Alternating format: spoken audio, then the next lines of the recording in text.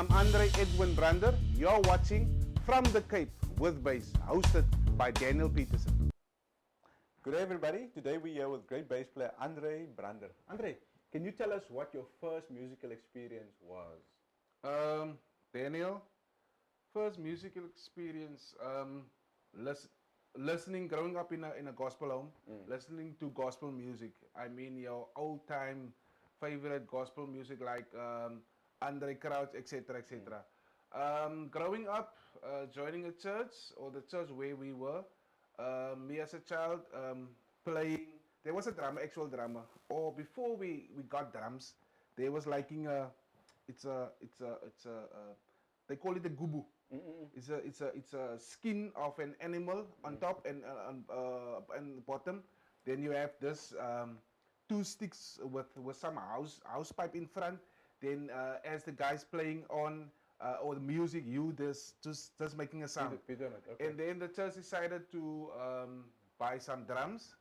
And then there was actually another guy who could play drums joining the church. Afterwards, I was very fascinating because I was playing this thing, and now here's a lot of drums, and there's some foot movement, and the other foot, etc., etc.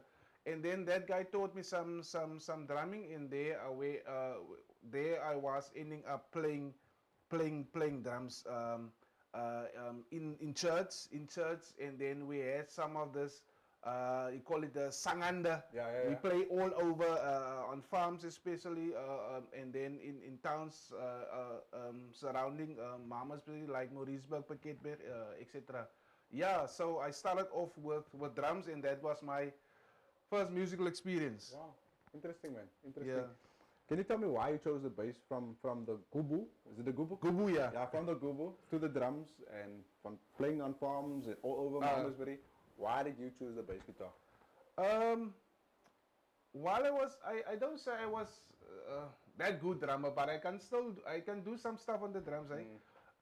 And then for me at the time, it was like then I've learned the sequence between bass and drums, and for me it was like I didn't want to be so tight at the back, not backstage, but at the back of the drums.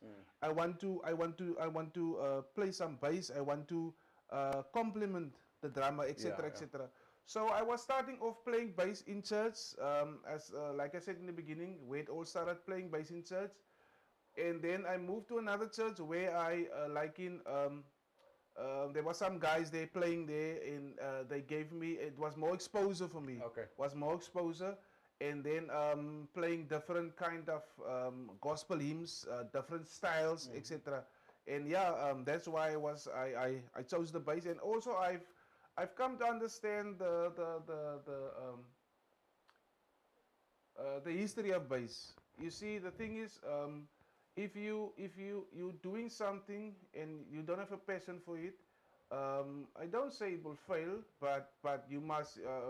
A plan got the right to fail. A plan got the right to fail, but don't lose your vision.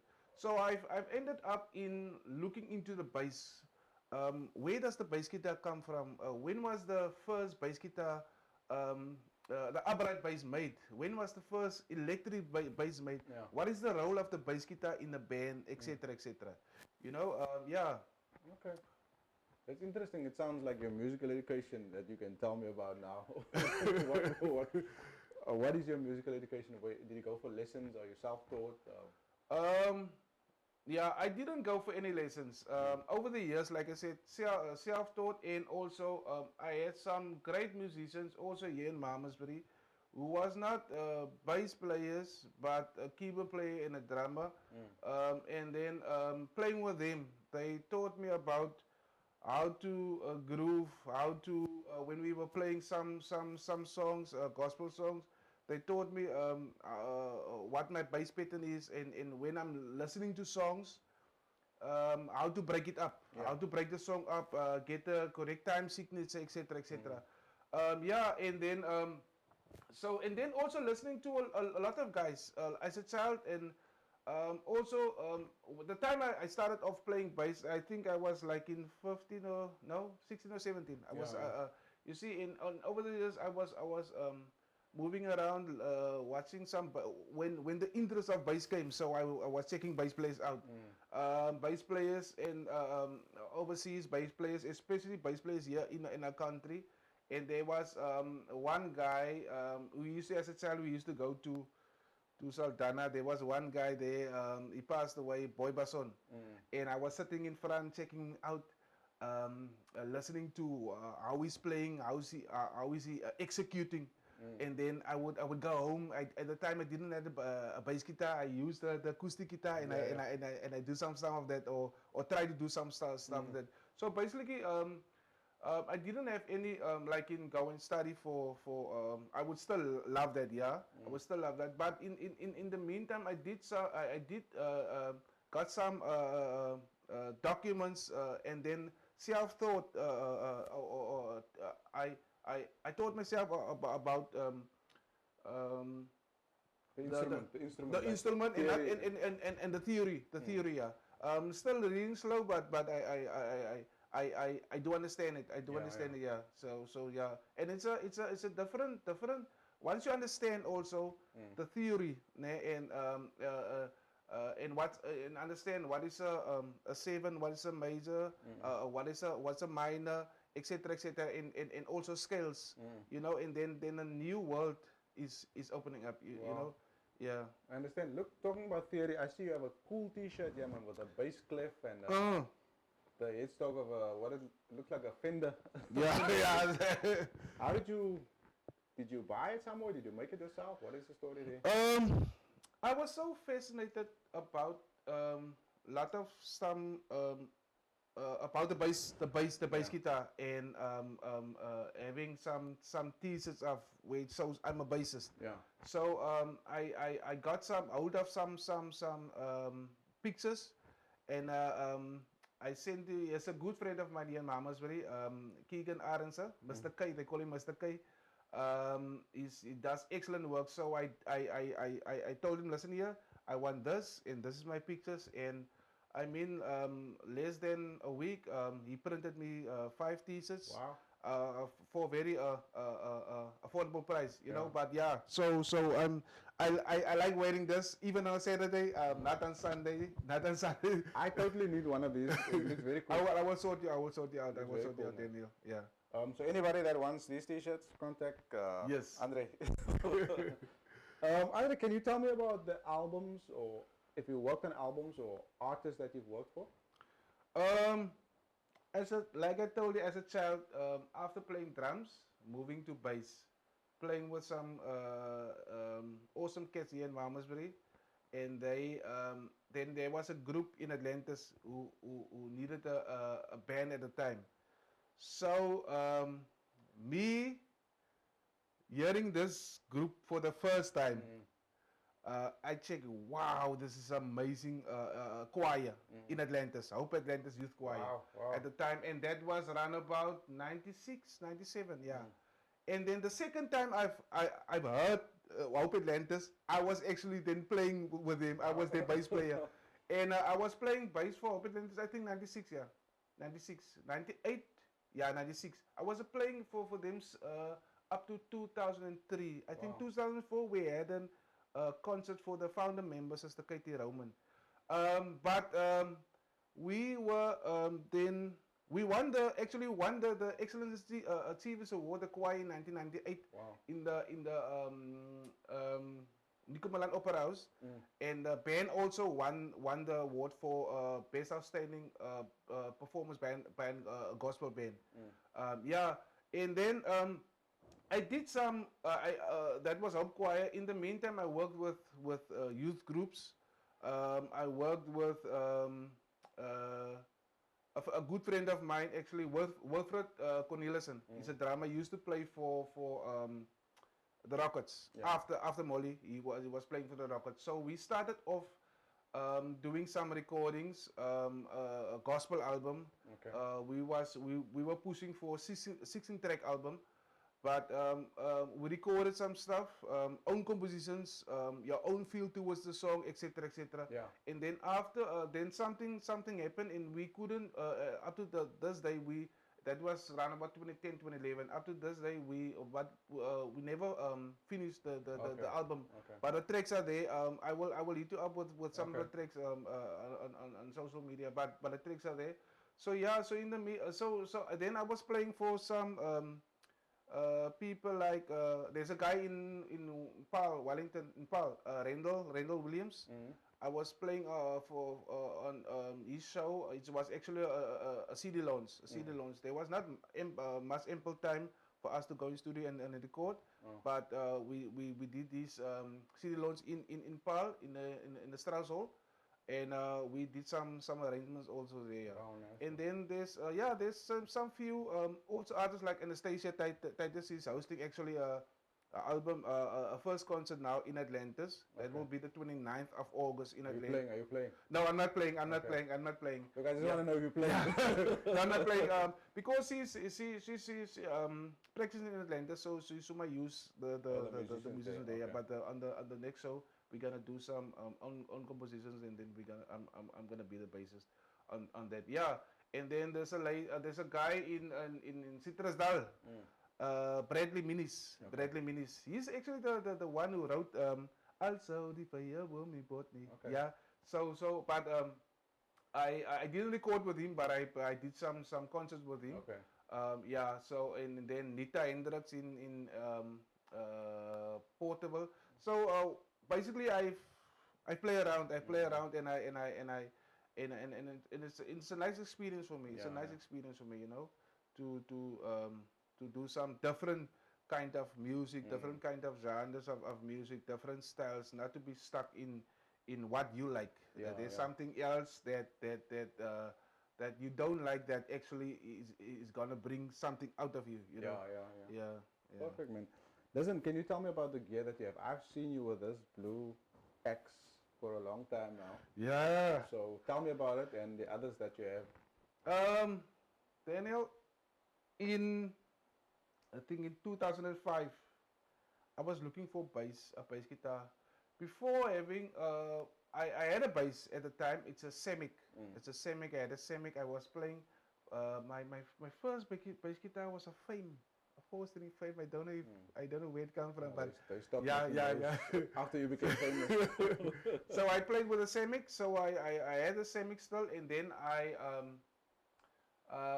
was looking for something else, but for something because I like to groove, be the bass line, Yeah, you yeah. know, and I was looking for something very deep in very very solid. So a good friend of mine in Vredenburg, Legend Delport, he told me about a bass guitar that's hanging in the shop for some time now, and nobody's buying this guitar. And he told me about this guitar, and I told him, listen here, tell that guy I'm coming to buy this guitar. So I went there to Vredenburg at Clean Sounds, Loki, and I bought this Ibanez BTB 406 SQ. I bought this one, and I bought the hard case. Yeah, so I'm ever since 2006. I bought this in 2006. Ever since 2006, I've been using this.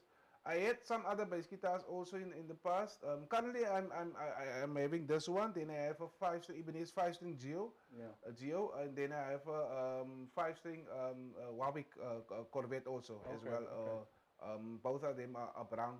And then I'm using this 4x10 S round 4x10 cap in it. So and it's doing it for me.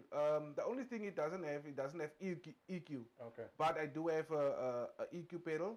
So when going on stage and I want some EQ, it depends on the venue, etc. And then I'm using that EQ. Yeah. Wow. Yeah, and also I've been using Deodario. I don't know if the pronunciation is right. Been using that for all these years. Then I've tried Ernie Balls. I tried Ernie Balls. Then I found that Ernie Balls is nicely complementing my Your tone. my tone. Yeah. Okay. Yeah. Okay, interesting. Do you have any advice for young up and coming bass players and musicians out there? Daniel, the first thing is to be punctual. Be punctual at all times. Um, and punctuality is the first thing, and then discipline. Also be disciplined in to stick to what you are doing, what you choose to do, what you feel to do. Stick to what you're doing. If you have a practice schedule, and something comes up, don't go other way around. Stick to that. And also having practices. Um, if the rehearsal is 7 o'clock, don't come around 7 o'clock or 5 past 7, because you still need to set up. Yeah, You yeah. still need to set up, prepare yourself, warm yourself up, and there's also some warm up techniques you can also use. So if you're a little bit not too late, but before 7 o'clock, and also going to gigs, just be punctual, and also try to learn. Try to learn as much in what you are doing on the bass. Try to learn the fretboard. Try to learn the open strings, etc., etc. And at the end of the day, you would become a good and better bass player. And a good and better bass player is not actually for the people out there. You must first prove to yourself. Yeah, People yeah. eventually will notice you, and will look up to you, and will point you out, and it's like you will stand up or stand out Yeah, at the end of the day. Yeah, that's my advice to the upcoming guys, and don't be discredited or discouraged when you are next to a guy who is amazing bass player. We are all human, and you will find that guys are actually humble guys, like you, Dan. Like you, yeah. Me sitting next to you, very humble guy. Yeah. So just stick to that. Just stick to that. Yeah. And what I've learned, or what I've heard, few years ago, I think Paul used to play for Explainers drama. Paul Davis. Yeah. Okay. And it's very important, because music comes from God. Acknowledge Him. Acknowledge Him. Going up, even to any gig, a secular gig or gospel gig. This is what he given into your hand. Acknowledge Him. Acknowledge Him first, and everything will run and go smoothly. Well, Andre, thank you so much for your time, for making time for me and from Capital Base. Godspeed on your journey, man. Thank you very much, Dan. Pleasure. All right.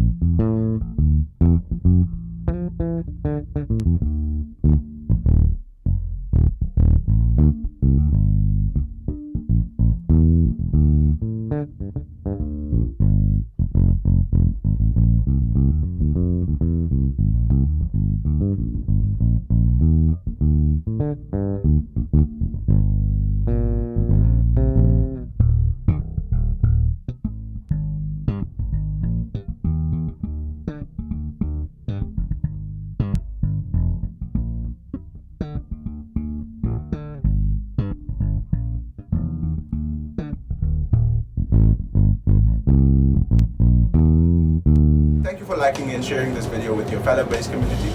Please follow From the Cape with Bass on Facebook, Instagram, and YouTube. Thank you so much.